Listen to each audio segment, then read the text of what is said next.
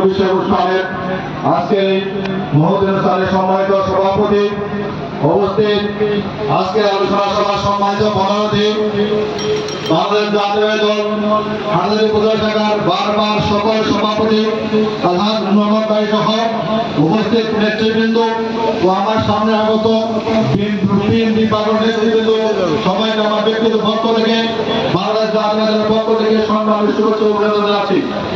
সাথী বন্ধুগণ, বক্তব্য নেতৃবৃন্দরা দিবেন।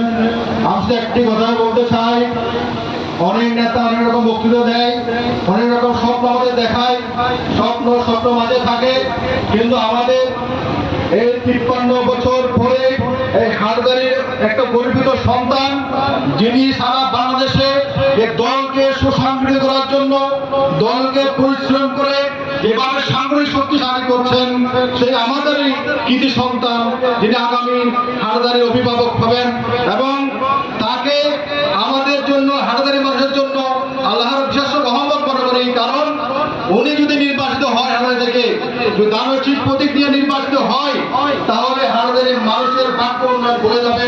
কারণ ওনার পিতা মীর মোহাম্মদ নাসিরউদ্দিন সাহেব যখন হাটহাজারী কিছুই ছিল না, চট্টগ্রামের মেয়র ছিলেন, বিমান প্রতিমন্ত্রী ছিলেন, কিন্তু হাটহাজারী শত মানুষকে চাকরি দিয়েছেন। তারই সন্তান হচ্ছে প্রেসিডেন্ট মীর মোহাম্মদ হেলাল। তিনি যদি নির্বাচিত হয়, হাটহাজারীর মানুষের বেকার সমস্যা মুক্ত হবে এবং বেকার যারা আছেন যোগ্যতা অনুসারে চাকরি পাবেন ইনশাআল্লাহ, সেই আমাদের বিশ্বাস আছে। পুরো সমাবেশ আরেকটি কথা বলতে চাই, 5ই আগস্টের পরে আমরা 5ই আগস্টের পর রাজনীতি ভিন্ন প্রেক্ষাপট রয়েছে। কারণ 5ই আগস্টের রাজনীতির আগে, হাসিনার পতনের আগে যারা ড্রয়িং রুমে বসে বসে হাসিনার ললিত বাহিনীর সাথে আপোষ করে ব্যবসা করেছে, তারা আবার 5 তারিখ হাসিনা যাওয়ার পরে আবার তারাই আমার লেবাস মাঠের বিরুদ্ধে যোগদান করেছে।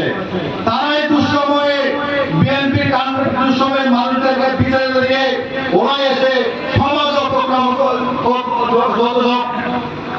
দুর্নীতি করে যাচ্ছেন, জমাদল করাচ্ছেন, বিভিন্ন কাজ যেগুলো করতেছেন, তারা কোনো বিএনপি কর্মী নয়, তারা 5 তারিখের পরে দাঁড়াচ্ছে, তারাই করতেছে।